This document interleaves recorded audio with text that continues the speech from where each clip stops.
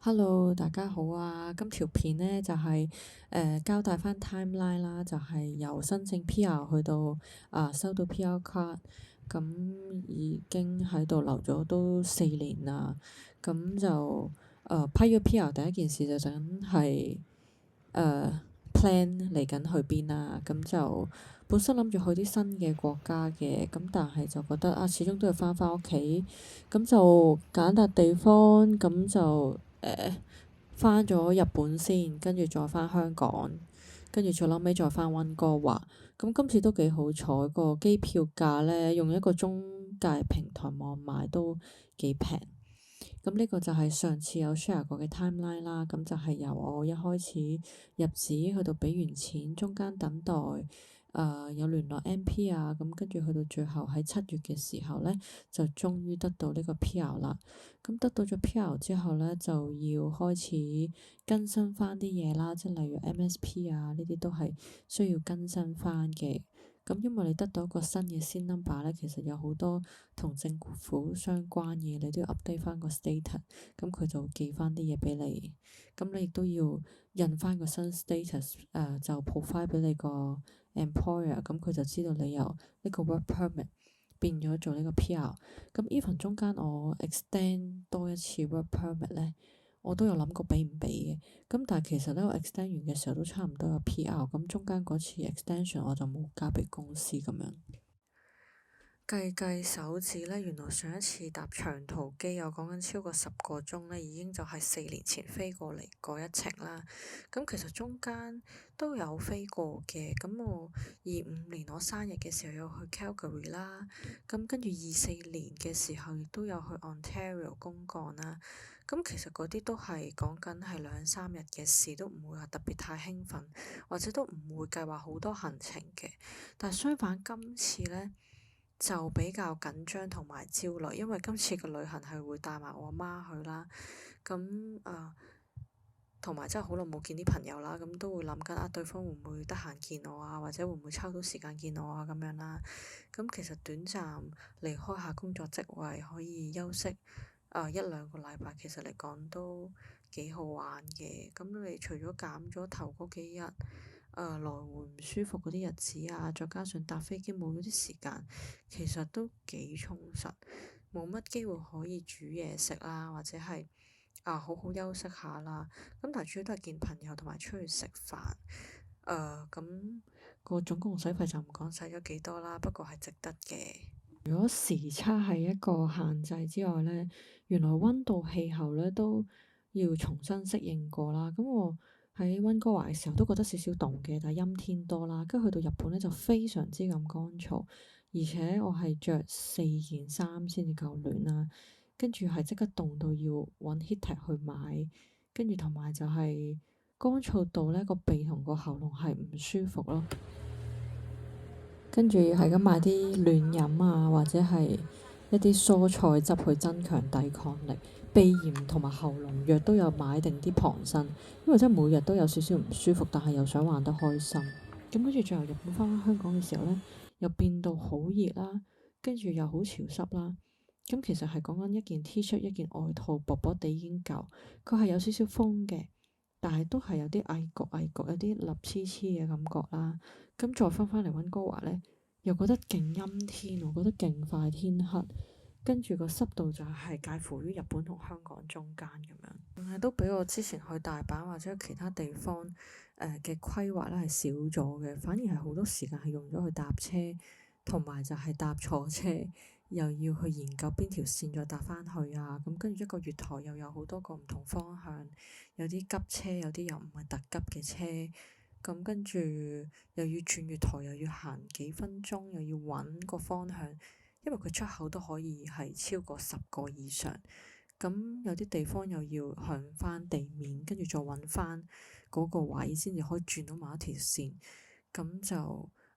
同埋佢哋識講英文嘅人比較少呢，所以有時想問問題呢，都要依賴手機翻譯咗先，或者係靠自己用 Google 揾多過問人嘅。咁但係大致嚟講，我都覺得日本都啱。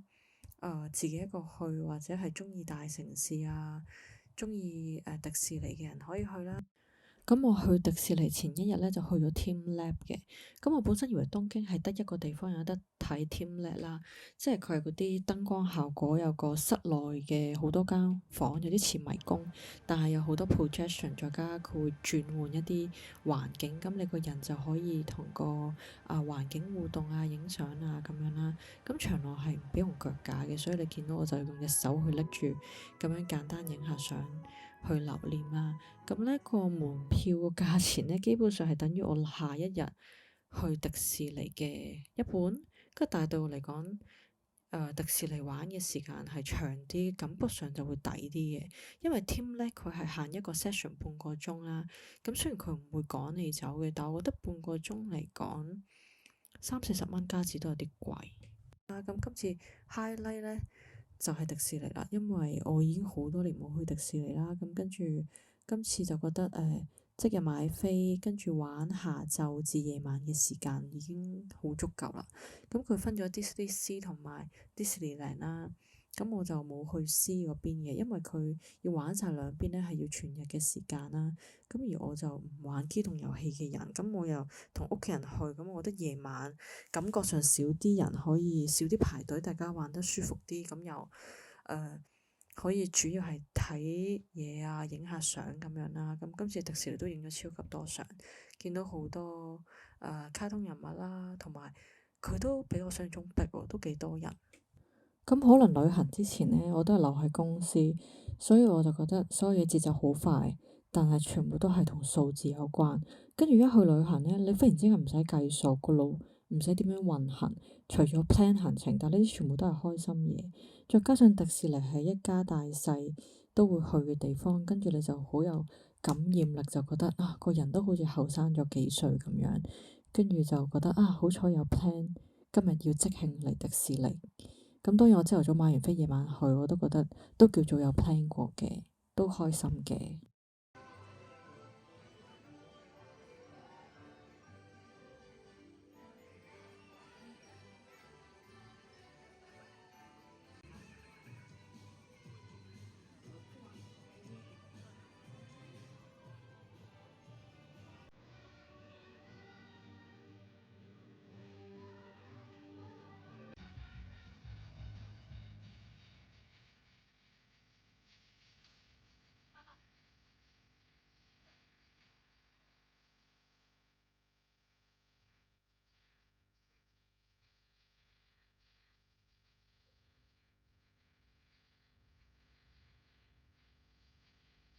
不過勁可惜嘅就係呢，我以為迪士尼係每一晚都一定會放煙花嘅，咁但係嗰晚幾乎天氣好好啊，佢又試放咗少少，但係最撈尾都係冇放煙花，跟住就係咁不停 repeat 嗰幾首歌，跟住發覺已經9點啦，我覺得今晚係唔會再放煙花噶啦，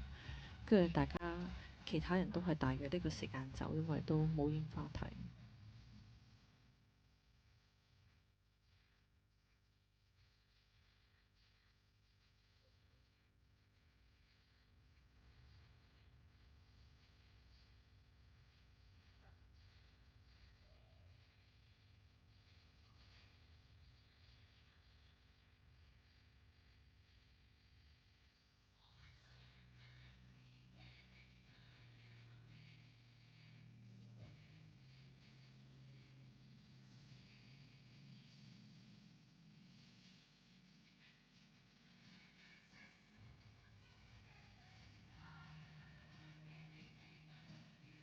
跟住今次呢，都想避免喺東京唔排隊，我都冇刻意揀好多係 IG 入部或者係好多人推捧嘅餐廳或者 cafe。雖然我有揾功課以防萬一 cap 定嘅，但係變相都係好隨心，根據去邊頭，再喺地圖度揾有冇啲啱食嘅嘢，跟住啲評分高少少，咁就盡量唔同種類嘅嘢都有食一食咁樣，咁就當都叫滿足啊。咁反而今次喺便利店買啲零食宵夜就少咗，因為始終喉嚨都有啲唔舒服。但係雞蛋布丁依然同以前一樣咁好食，水準唔知道淨係我咁諗啊，定係其他離開咗屋企生活嘅人都會有一種諗法，就係當你喺另一個地方逗留超過幾年，你就開始對家嘅定義有啲迷茫，你會覺得究竟我原本嗰個屋企承載多啲回憶嘅叫做屋企啊，定係一個新嘅地方擁有好多新挑戰叫做屋企呢？跟住我之後慢慢發覺，其實兩個都可以共存，有唔同嘅回憶嘅。咁有趣嘅位係呢，當我離開溫哥華嘅屋企呢，我心入邊都會掛住溫哥華嘅嘢。咁當我離開香港嘅屋企呢，我個心入邊都會掛住香港嘅嘢。咁其實就冇衝突嘅。咁你個心喺邊度，咁你個屋企就喺邊度啦。咁我自己今次都覺得3-4年先返去一次有啲耐嘅。咁如果許可嘅話，最好都希望可以每2年可以返去一次見下啲屋企人。因為有一句嘢叫做見少一次就係一次啊嘛。因為即係你長大緊嘅時候，你嘅屋企人都同時係變老緊。咁同埋今次返去香港呢，主要係做啲懷舊嘢啦。因為我自己呢，去日本以前，大概8-10年前，我都有影過和服嘅。但係去到香港呢，諗緊今次又揀咗新年時間返嚟，咁不如影下旗袍都好啊。咁同埋有一種新舊融合，就係我又去一啲新嘅地鐵站打卡啦，睇下啲新建築啦，又覺得有啲陌生又熟悉嘅感覺。跟住又再做一啲好懷舊嘅嘢，就覺得都幾有趣。咁同樣就係今次返去香港1個禮拜嘅時間都唔係好夠使，想食嘅嘢都食唔晒，仲要有3日係大年初1、2、3呢。咁我又冇出去拜年，所以就留咗喺屋企，或者冇出到去好遠啦。咁再加上香港紅日係唔開嘅啲餐廳，所以就變相就少咗幾日出去飲飲。咁但係我都有趁住佢 office hour 有開嘅日子，就盡快去政府部門補領翻個身份證，處理下啲銀行嘢。跟住發覺而家呢都幾麻煩，所有嘢都要電話卡要實名認證啦。咁跟住你銀行亦都要手機 login 啊、撚電話啊，又要好多嘢係佢嘗試阻止你親人喺外地，即係幫外地嘅你去提款啦。咁beside 呢啲行政嘢呢，咁跟住好玩嘅位就係撞正新年呢，咁個氣氛係好過加拿大呢邊好多嘅。咁因為我喺呢邊，我唔會特登去朋友屋企拜年，亦都公司唔會派利是啦，亦都會有花車巡遊或者係舞龍呢啲嘅。咁但係又要去到 Chinatown，咁我屋企又唔近 Chinatown 喎。咁我返到嚟就覺得咩都要睇下，跟住就好似一個遊客咁樣去睇下展覽啊，去睇下燈飾啊，去咩都影下，咁就係記錄返啦。咁有啲人呢，就唔係好中意影相嘅，咁我就係嗰啲好中意影相同埋拍片嘅人。咁我就覺得今次返去影相，再晒返啲相，咁跟住就掛住屋企人或者掛住呢個地方嘅時候，就可以打開相簿睇返。咁對我嚟講都係一個幾好嘅回憶嚟嘅。當你返去你出世嘅地方同埋你長大嘅城市，你就會開始諗咁點解當年我會選擇去有呢個移民嘅諗法啊，或者點解自己會選擇去另外一個地方做一個新嘅嘗試啊？even 係 for 其他人，點解我會選擇轉工或者轉行，或者點解我會發展我嘅喜好成為我嘅事業呢？呢啲全部都係當你去諗翻個根本嘅時候呢，你就會知道究竟呢樣嘢對自己嚟講幾咁重要，即係呢一個突破對你個人生嚟講幾咁重要。如果你唔做，你又會後悔，你就會一直有個如果唔做會點呢？如果做咗又會點樣呢？咁而呢幾年自己都覺得係有成長嘅，因為開心嘅時間有，咁但係你搬嚟咗屋企嘅孤獨亦都會有啦。咁你好多嘢遇到個問題啊，或者你自己個住嘅經濟上嘅壓力啊，或者對好多嘢都要安排得好啊，呢啲都係一種無形嘅壓力嚟嘅。咁但係呢，咁其實去到而家呢一刻呢，我都對啲人究竟選擇回流啊，或者選擇留喺一笪地方，或者選擇再跳板去其他地方呢，我都係覺得呢個係個人選擇，冇話特別對錯嘅，因為始終你每一個決定你都有你嘅背後嘅考量啦。你淨係可以得閒就提醒自己，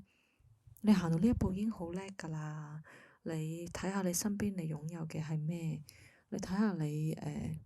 對比起以前早幾年嘅自己，你有冇諗到而家可以自己做到呢個地步呢？因因為我覺得人生不嬲都係有高處有低處有轉捩點。咁如果你一直都覺得我喺人生嘅低處，而你唔俾自己一個機會去嘗試，或者係你睇唔到自己嘅優點，咁你每一日都覺得究竟我留喺邊一度都唔係一個重點，因為你個心態轉變咗，你覺得短期訂立嘅嘢令到你開心，令到覺得值得，跟住你就想慢慢長期發展呢一個事業，或者呢一個喜好，或者呢一段關係，咁你就覺得你喺一個新嘅地方有一個新嘅回憶，咁你就會拎叫呢個地方做你嘅新嘅屋企。咁呢條片就去到呢度啦，可能結束得有啲奇怪，不過已經好長啦呢條片，下一次剪長片就唔知係幾時啦。如果大家都仲有睇到呢度嘅話呢，就真係 thank you for watching。